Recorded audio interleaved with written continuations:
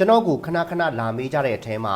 ဆေးတောက်တာက2ရက်လောက်ရှိနေပြီအခုဖြစ်နေတာကမတက်တာသေးဘူးဘယ်လိုလုပ်ရမှာလဲဆေးတွေမှားနေလို့လားဘာဆေးတွေထပ်တောက်ရမှာလဲဆေးတွေထပ်တိုးရမှာလားဆိုပြီးတော့လာမေးနေကြတာနေ့တိုင်းဒီပါပဲတကယ်တမ်းခါကျတော့ဒီသူတို့တောက်နေတဲ့အင်္ဂလိပ်ဆေးတွေကမှားနေတာမဟုတ်ဘူးဒါပေမဲ့ဆေးတောက်နီလန်းတွေဒီဆေးကိုဘယ်လိုတောက်ရမလဲဆိုတာတွေကမှားနေတာဖြစ်ဖို့များတယ်မိတ်ဆွေအနေနဲ့အင်္ဂလိပ်ဆေးဝါးတွေအကြောင်းတေချာနားမလည်တဲ့အခါကျရင်အခုကျွန်တော်ပြောမဲ့အမှား9ခုထဲကတစ်ခုကမှားနေတတ်ကြတယ်အဲ့ဒီအမှား9ခုကဘာတွေလဲဆိုတာကိုကျွန်တော်တစ်ခုချင်းစီအသေးစိတ်ပြောပြပေးမယ်မင်္ဂလာပါကျွန်တော်ကဒေါက်တာစင်မင်းတို့မှာ Facebook YouTube TikTok မှာကျမရဲ့ဝုဒ္ဓရာတွေစေဝါဝုဒ္ဓရာတွေကိုမျှဝေပေးနေတဲ့ဆရာဝန်တယောက်ပါကျွန်တော်ဒီနေ့ပြောမှာကတော့အင်္ဂလိပ်ဆေးဝါးအသုံးပြုတဲ့အခါကျရင်လူအများစုတေချာမသိဘဲနဲ့မှားနေတတ်ကြတဲ့အမှား9ခုကိုကျွန်တော်တေချာလေးပြောပြပေးပါမယ်အရင်ဆုံး list လုပ်ပြီးတော့ပြောရမယ်ဆိုရင်ဒီအမှား9ခုကဘာတွေလဲဆိုတော့နံပါတ်1ကတော့ဒီဆေးကတ်ထဲမှာပါဝင်တဲ့ဆေးတွေထပ်ပြီးတော့တောက်မိတတ်ကြတာပေါ့နော်ဒါကို double dosing လို့ခေါ်တယ်ဆိုလိုတာကဒီကိုဂျင်တစ်လုံးတောက်တယ်ပြီးတော့ပါရာစီတမောထပ်တောက်လိုက်တာမျိုးပေါ့နော်ဒါကိုကျွန်တော်အသေးစိတ်ထပ်ပြောပြမယ်နံပါတ်2အနေနဲ့ခါကျတော့ဆေးတောက်တဲ့အချိန်နဲ့အကြိမ်အရေအတွက်တွားပြီးတော့မှားတာမနက်တောက်ရမယ့်ဆေးကိုညတောက်မိလိုက်တာမျိုးညတောက်ရမယ့်ဆေးကိုမနက်တွားပြီးတော့တောက်လိုက်မိတာမျိုးတွေတချို့တွေခါကျတော့လေဒီအင်္ဂလိပ်ဆေးဝါးကိုတနေ့ကို3ချိန်8နိုင်ချာတောက်ရမယ့်ဟာကို6နိုင်လောက်လေးပဲခြားပြီးတော့တောက်လိုက်မိတာမျိုးတွေဖြစ်တတ်တယ်အဲ့တော့ဒါကိုလည်းအသေးစိတ်ကျွန်တော်ပြောပြပါမယ်နံပါတ်3မှားတက်ကြတာကဆေးပမာဏကိုမှားရွံ့နဲ့တွားတောက်မိတာတချို့တွေခါကျတော့ဒီကိုယ့်ရဲ့အိမ်မှာကလေးလေးတွေရှိတယ်ဆေးတွေတိုက်နေတယ်ဒါပေမဲ့ကလေးနဲ့ဆေးနဲ့ကမကိုက်နေတဲ့ခါကျရင်လည်းဆေးတွေကိုမှားပြီးတော့တွားပြီးတော့တောက်လိုက်မိတက်ကြတယ်နောက်နံပါတ်4အချက်နေတဲ့ခါကျတော့ဆေးဝါးတွေတူလောင်တဲ့ဟာကကြရင်မှားတက်ကြတာတချို့တွေကဆေးကိုထားတဲ့နေရာမှာမထားဘဲနဲ့ကိုထင်တဲ့နေရာမှာပဲတွားပြီးတော့ဒီတိုင်းပြစ်ထားမိလိုက်တာအဲ့ဒီခါကျရင်လည်းဆေးတွေကပြက်ကုန်တာပေါ့နော်နောက်နံပါတ်5ခါကျတော့ဆေးတစ်ခုနဲ့တစ်ခုဓာတ်ပြူတာတွေကိုကိုကတေချာမသိဘူးဥပမာပါရာစီတမောနဲ့တချို့ကြိုက်ခဲပြောက်ဆေးတွေနဲ့တွဲတောက်လို့မရတာတွေရှိတယ်ပိုးတက်ဆေးတချို့နဲ့တခြားဆေးတွေနဲ့တွဲပြီးတော့တောက်လို့မရတာရှိတယ်ဒါတွေကိုကိုကတေချာမသိတဲ့ခါကျရင်ဒီလိုမျိုးအမှားတွေကိုမှားတက်သွားကြတယ်ပေါ့နော်ဒီအမှား5ခုကိုကျွန်တော်အသေးစိတ်ပြောပြပေးပါမယ်ပါဝင်တဲ့ဆေးတွေကိုတွားပြီးတော့ထပ်တောက်မိတဲ့ double dosing ဆိုတာကတော့ဥပမာဒီကိုဂျင်တို့ Mezagrip တို့ကလားလေးကောင်တို့ Tiffy တို့ဒီဆေးတွေထဲမှာပါတာကပါရာစီတမောရဲ့chlorpheniramine ဆိုတဲ့ဘာမီတွန်ရဲ့ပြီးရင်တခြားကွန်ပေါင်းဆေးတစ်မျိုးတွေပါဝင်တယ်များတော့အဖြစ်ဒီကိုဂျင်တွေဒီ Mezagrip တွေခါကျတော့တစ်လုံးလောက်တောက်လိုက်ရင်ပြီးပြီဒါပေမဲ့တချို့တွေကပို့ပြီးတော့မြန်တက်တာအောင်ဆိုပြီးတော့ပါရာစီတမောနဲ့ပါဒီကိုဂျင်တွေကိုရောပြီးတော့တောက်လိုက်တဲ့အခါကျရင်သူ့ထဲမှာပါတဲ့ပါရာစီတမောနဲ့ထပ်တောက်တဲ့ပါရာစီတမောကရောသွားပြီးတော့အခက်မတင်ရင်အသေးတွေတွားပြီးတော့ထိခိုက်တတ်တယ်တချို့တွေကဒါကိုတခြားမသိကြဘူးဒီကိုဂျင်ကတက်ပါရာစီတမောကတက်ဆိုပြီးတော့ထင်နေကြရတယ်တကယ်တမ်းကတော့ဒီကိုဂျင်တို့ Mezagrip တို့ဒီ Tiffy တို့ဆိုတာကဆေးကုမ္ပဏီကနေပြီးတော့နာမည်ပေးထားတာအတွင်းထဲမှာပါဝင်တဲ့ပစ္စည်းကပါရာစီတမောအပြင်တခြားဆေးတွေနဲ့ရောပြီးတော့ပေါင်းစပ်ထားတာအဲ့ဒါကိုတေချာနားမလည်တဲ့လူတွေက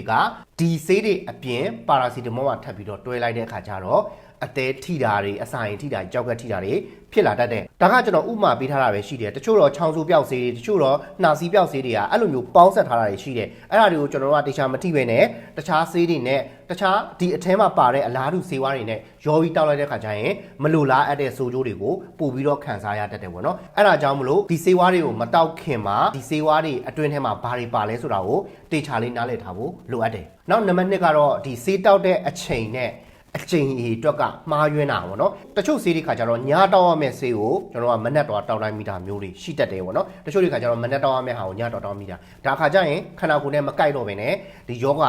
တက်တာတင်းတလောက်မတက်တာမျိုးတွေဖြစ်လာတတ်တယ်ပြီးတော့ဆေးတောက်တဲ့အချိန်တွေကလွဲနေတာမျိုးပေါ့နော်တကယ်တမ်းဆိုရင်တော့ဆေးပညာရာတစ်နေ့3ချိန်တောက်လို့ပြောတာက7နိုင်ချာပြီးတော့တောက်ခိုင်းတာဘာဖြစ်လို့အဲ့လိုမျိုးပြောရတာလဲဆိုတော့ဆေးတစ်လုံးတောက်လိုက်ပြီးတဲ့အခါကျရင်ခန္ဓာကိုယ်အတွင်းထဲမှာသူ့ရဲ့အာနိသင်က7နိုင်လောက်ခံတယ်7နိုင်လောက်ခံတဲ့အခါကျတော့နောက်7နိုင်လောက်ကြာအောင်နောက်ထပ်တစ်လုံးတောက်အဲ့လိုမျိုးပုံမှန်ဆိုရင်တွားတာဒါပေမဲ့ကျွန်တော်တို့မြန်မာအတိုင်းဝိုင်းမှာဘာဖြစ်နေလဲဆိုတော့တစ်နေ့ကိုဆေး3ချိန်တောက်ဆိုရင်မနက်စာစားပြီးတစ်ခါနေ့လယ်စာစားပြီးတစ်ခါညစာစားပြီးတစ်ခါများတော့အဖြစ်ကျွန်တော်တို့တွေကမနက်စာက7နိုင်ခွဲ9နိုင်လောက်မှတစ်ခါစားတယ်ပြီးရင်နေ့လယ်စာ12နိုင်မှစားတယ်ပထမအချိန်တောက်တဲ့ဆေးနဲ့ဒုတိယအချိန်တောက်တဲ့ဆေးက3နိုင်4နိုင်လောက်ပဲကွာတယ်ညနေစာ9နိုင်လောက်စားတဲ့ခါကျတော့3ချိန်မြောက်တောက်တဲ့ဆေးက9နိုင်လောက်ပဲကွာသွားတယ်တကယ်တမ်း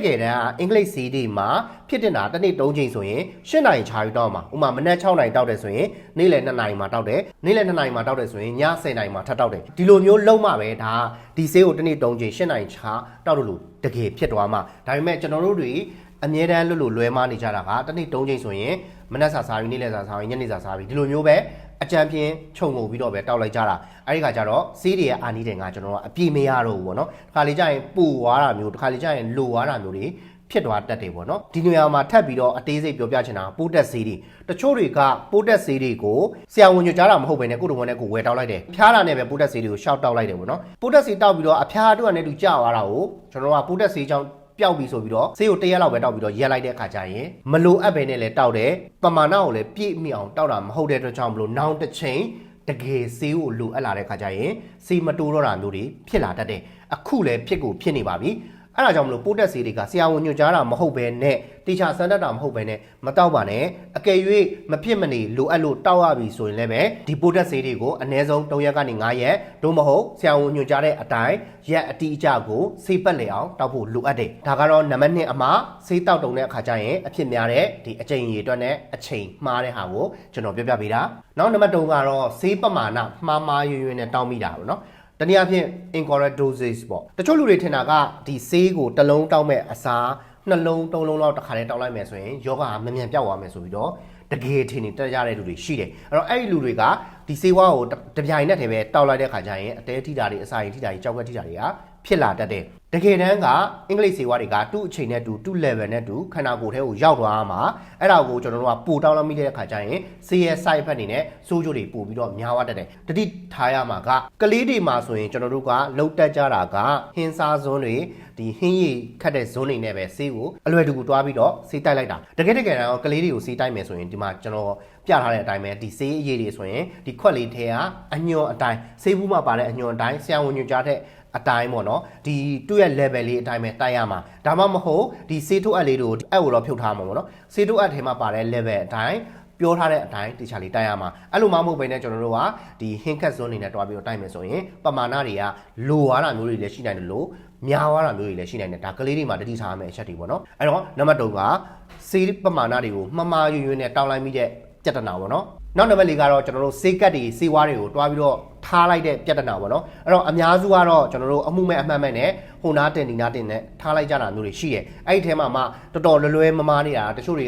ကဒီရေချိုးခန်းထဲမှာထားတယ်ဒါမှမဟုတ်လေရေစိုးနေတဲ့နေရာတွေမှာတွားပြီးတော့ထားလိုက်မိတာမျိုးတွေကဒီဆေးရဲ့အာနိသင်ကိုရောချစေတယ်ဆေးကိုပြတ်စေတယ်ပေါ့နော်နောက်တစ်ခုကမိဖို့ချောင်ထဲမှာဒါမှမဟုတ်လေနေရောင်နဲ့နီးတဲ့နေရာတွေနေရောင်တိုက်ရိုက်ထိတဲ့နေရာတွေအရန်ကိုအပူချိန်များတဲ့နေရာတွေအိမ်ခေါင်မိုးနဲ့နီးတဲ့နေရာတွေမှာတော့ထားလိုက်မိတဲ့အခါကျရင်ဆေးရဲ့အာနိသင်ကပြတ်သွားတတ်တယ်ဆေးကတ်ကပြတ်သွားတတ်တယ်ပေါ့နော်အဲ့ဒါကြောင့်မလို့ကျွန်တော်တို့ကဆေးတွေကိုထားမယ်ဆိုရင်အေးမြပြီးတော့6တွေးတဲ့နေရာမှာထားတာကအကောင်းဆုံးပဲဖြစ်နိုင်တယ်ဆိုရင်တော့ဒီရေခဲတက်တာအောက်ထပ်မှာထားတာပေါ့နော်အဲ့လိုမှအမြဲတမ်းမလွယ်ဘူးဆိုရင်လည်းကျွန်တော်တို့ကဆိုတဲ့နေရာလည်းမဖြစ်ရဘူးအရန်ပူနေတဲ့နေရာလည်းမဖြစ်ရဘူး6တွေ့ပြီးတော့အေးနေတဲ့နေရာမျိုးမှာထားတာမျိုးတွေလုပ်တဲ့နေပေါ့နော်ပြီးတော့ဆေးကတ်တွေကိုမတုံးခင်မှာလည်းအထက်မှာပါတဲ့ဒီတက်တန်းကုန်နေလားမကုန်နေလားကိုတေချာလေးကြည့်တတ်ဖို့လိုတယ်တချို့ဆေးတွေကကျတော့တက်တန်းကုန်တာကြာသွားတဲ့ခါကျရင်ဆေးကတ်ကတော့ပုံစံကောင်းနေတယ်ဒါပေမဲ့ဆေးအာနိသင်မရှိတော့တာမျိုးဆေးအာနိသင်ပြည့်သွားတာမျိုးတွေဖြစ်တတ်တယ်အဲ့တော့တချို့တွေခါကျတော့တချို့ဆေးတွေခါကျတော့အစိတ်အတောက်တွေဖြစ်သွားတတ်တယ်ဥပမာတက်ထရာဆိုင်ကလင်းလိုမျိုးဆေးတွေခါကျတော့ဒိတ်အရန်လုံသွားတဲ့ခါကျရင်ခန္ဓာကိုယ်မှာ side effect တွေအရန်ကိုပြင်းထန်ဖြစ်သွားတတ်တယ်ပေါ့နော်အဲ့ဒါကြောင့်မလို့ကျွန်တော်တို့ကတက်တန်းကုန်နေတဲ့ဆေးတွေကိုလည်းတတိထားဖို့လိုအပ်ပါတယ်နောက်နံပါတ်5ကတော့ဆေးဝါးအချင်းချင်းဓာတ်ပြူတာတွေကိုကျွန်တော်တို့ကတေချာမတိလိုက်တာတတိမထားမိတာပေါ့နော်သူကအကိုက်ခဲပျောက်ဆေးတစ်ခုတောက်လိုက်တယ်နောက်ထပ်အကိုက်ပဲပျောက်ဆေးကိုအမြန်ပြောက်အောင်ဆိုပြီးတော့တွဲတောက်လိုက်တဲ့ခါကျရင်ကြောက်ကပ်ကို2ဆလောက်3ဆလောက်ပို့ပြီးတော့ထိသွားတာမျိုးတွေဖြစ်တတ်တယ်အစာရင်တွေးကြောပေါက်သွားတာမျိုးတွေဖြစ်တတ်တယ်ဒါကြောင့်မလို့ကျွန်တော်တို့ကဆေးဝါးတွေကိုတွဲပြီးတော့တောက်တဲ့ခါကျရင်တေချာမတိတဲ့ခါကျရင်ရှောက်ပြီးတော့ရောမတောက်ပါနဲ့တိကျွမ်းနားလေတဲ့သူကိုတေချာလေးမေးပါဒါမှမဟုတ်ကိုယ့်အနေကိုဆေးတွေကိုတေချာရှာပတ်ပြီးမှတောက်တုံးမှာပေါ့နော်အထူးသဖြင့် OTC တွေဆိုရင်တော့တောက်လို့ရတယ်ဒါပေမဲ့ prescription လို့ခေါ်တဲ့ဆရာဝန်တေချာစမ်းတက်ပြီးမှညွှန်ကြားတဲ့ဆေးတွေခါကြရင်တော့ကိုယ့်တဘောနဲ့ကိုရှောက်မတောက်မိလိုက်နဲ့ပေါ့နော်နာတာရှည်ယောဂတွေဆိုရင်တော့ပို့ပြီးတော့တတိထားတယ်သူတို့ခါကြတော့ဒီတွေးတိုးယောဂတို့စီချိုယောဂတို့ရှိတဲ့အတွက်ကြောင့်မလို့ငကူကလေးကသူတို့အတွက်ဒီဆေးဝါးတွေတောက်နေကြတာတွေရှိတယ်အဲ့ဒါကိုကျွန်တော်တို့ကတခါလေကြာရင်နှာစီးချောင်းဆိုးတုပ်ကွေးဖြစ်တဲ့ခါကြရင်တချို့ဆေးတွေကိုကိုယ်တိုင်ကိုတောက်လိုက်တဲ့ခါငကိုကလေးကတောက်နေတဲ့ဆေးတွေနဲ့တွားပြီးတော့ဓာတ်ပြူတာတွေဖြစ်သွားတတ်တယ်အဲ့လိုမျိုးချင်းနေခါကျရင်စိုးကျိုးတွေခံစားရတာမျိုးတွေဖြစ်လာတတ်တယ်ဒါလေးတွေကတတိထားဖို့လိုအပ်ပါတယ်ကိုကုနေကြဆရာဝန်တွေကိုတေချာလေးမေးထားဖို့လိုတယ်တေချာလေးတိုင်ပင်ထားဖို့လိုတယ် အဲ့တော့ကျွန်တော်ပြောခဲ့တာလေးကိုပြန်ပြီးတော့အနှင်းချုပ်ပြောရမယ်ဆိုရင်ကျွန်တော်တို့အဖြစ်များတဲ့ဆေးဝါးတွေနဲ့ပတ်သက်ပြီးတော့အမှား၅ခုရှိတယ်နံပါတ်1ကတော့ကျွန်တော်က double dosing ဖြစ်တာပေါ့နော်ပါဝင်ပစ္စည်းတူတဲ့ဆေးတွေကိုတွားပြီးတော့ထပ်တောက်မိလိုက်တာပေါ့နော် double dosing ပေါ့နော်ဥပမာဆိုရင်ဒါဒီကိုကျွန်တော် mesagrip တို့ကျွန်တော်တို့ tiffy တို့ဒီထဲမှာပါတဲ့ဟာက paracetamol တွေနဲ့တခြားဆေးတွေနဲ့ရောပြီးပါတာအဲ့ဒါကိုကျွန်တော်တို့ကအယောဂအမြန်တက်တာအောင်ဆိုပြီးတော့နောက်ထပ် paracetamol တစ်ခုကိုပါတွဲပြီးတော့တောက်လိုက်မိတာဒါဆိုရင်ကျွန်တော်တို့တွေဆိုးကျိုးရသွားနိုင်တယ်ပေါ့နော်နောက်နံပါတ်2အမှားခါကျတော့ကျွန်တော်ကဆေးတောက်တဲ့အချိန်နဲ့အချိန်ကမှားတာပေါ့နော်အဲ့တော့တချို့ဆေးတွေခါကျတော့တစ်နေ့3ချိန်တောက်ရတယ်ဆိုတာ8နိုင်ချပြီးတောက်တာဒါပေမဲ့ကျွန်တော်တို့တွေခင်နေကြတာမနက်စာစားနေ့လယ်စာစားညနေစာစားပြီးတော့တောက်နေကြတာအဲ့ဒီခါကျရင်ဆေးပမာဏတွေကလိုတာတွေတိုးတာတွေဖြစ်သွားနိုင်တယ်ပိုးတက်ဆေးတွေနဲ့ပတ်သက်ပြီးတော့လည်းကျွန်တော်တို့တွေတတိထားဖို့လိုအပ်ပါတယ်နောက်နံပါတ်3မှားတာခါကျတော့ဒီဆေးပမာဏတွေမှားသွားတာပေါ့နော်အဲ့တော့ဆေးရဲ့ dose တွေမှားသွားတာမြန်မြန်ပြောက်ချင်လို့တချို့တွေကနှလုံးတောက်လိုက်မိတာမျိုးတွေဖြစ်တယ်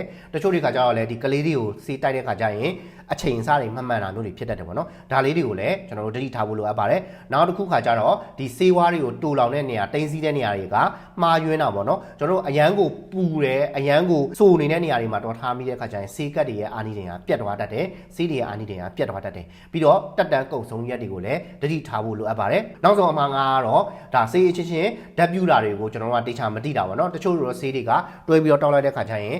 ငကိုရှိတဲ့ဆိုးကျိုးတဲ့9ဆ6ဆလောက်ပို့ပြီးတော့ဆိုးရတာမျိုးတွေဖြစ်တတ်တယ်ပြီးတော့ကိုယ်စီမှာနာတာရှိယောဂတွေရှိတယ်တွေးတိုးစီချိုရှိတယ်ဆိုရင်လည်းပဲပို့ပြီးတော့တတိထားဖို့လိုအပ်ပါတယ်ဒါကတော့ကျွန်တော်ဒီနေ့ပြောခဲ့တဲ့ဒီဆေးဝါးတွေနဲ့ပတ်သက်ပြီးတော့အမှား9ခုကိုကျွန်တော်ပြောပြပေးခဲ့တာပါအဲ့တော့ဒီဗီဒီယိုထဲမှာပြောထားခဲ့တယ်လို့ပဲဒီအင်္ဂလိပ်ဆေးဝါးတွေနဲ့ပတ်သက်ပြီးတော့ကျွန်တော်တို့ကမှားနေကြအမှားတွေကိုမမှားမိဖို့လိုတယ်ဖြစ်နိုင်တယ်ဆိုရင်အင်္ဂလိပ်ဆေးဝါးတွေကိုကျွန်တော်ကတင်ချာနားလည်ထားဖို့လိုတယ်ကိုယ်တိုင်ကဆေးဆိုင်မဖွင့်ဘူးဆိုရင်တော့မှကိုယ့်ရဲ့ကျန်းမာရေးမိသားစုကျန်းမာရေးဒီနာတာရှည်လူနာတွေအတွက်ကျန်းမာရေးကိုဂရုစိုက်တဲ့ခါကျရင်ဆေးဝါးတွေအကြောင်းကိုတီမီခေါင်းပြီးတော့ရှိထားလိုက်နိုင်မယ်ဆိုရင်တော့ပို့ပြီးတော့ကောင်းပါတယ်အကယ်၍မိတ်ဆွေအနေနဲ့အင်္ဂလိပ်ဆေးဝါးတွေကိုမြန်မာလိုတေချာနားလည်ချင်တယ်ဆိုရင်ကျွန်တော်ကိုယ်တိုင်တင်ကြားပေးနေတဲ့ HIB အဆင့်မြင့်ဆေးဝါးတင်တန်းရှိပါတယ်အဲ့တော့ဒီတင်တန်းကတော့ Zoom class လည်းရှိတယ် video class လည်းရှိတယ်မကြာခင်မှာ Zoom class စပါတော့မယ်အကယ်၍မိတ်ဆွေအနေနဲ့ဒီဆေးဆိုင်ဖွင့်ချင်တယ်ဒါမှမဟုတ်လည်းအင်္ဂလိပ်ဆေးဝါးတွေကိုတေချာနားလည်ချင်တယ်ဆိုရင်တော့ကျွန်တော်ရဲ့ class ကိုဝင်ပြီးတော့ join နိုင်ပါတယ်ဒီ Facebook page ရဲ့ comment မှာဖြစ်ဖြစ်ဒါမှမဟုတ်လည်းဒီ Facebook page က Messenger မှာဖြစ်ဖြစ်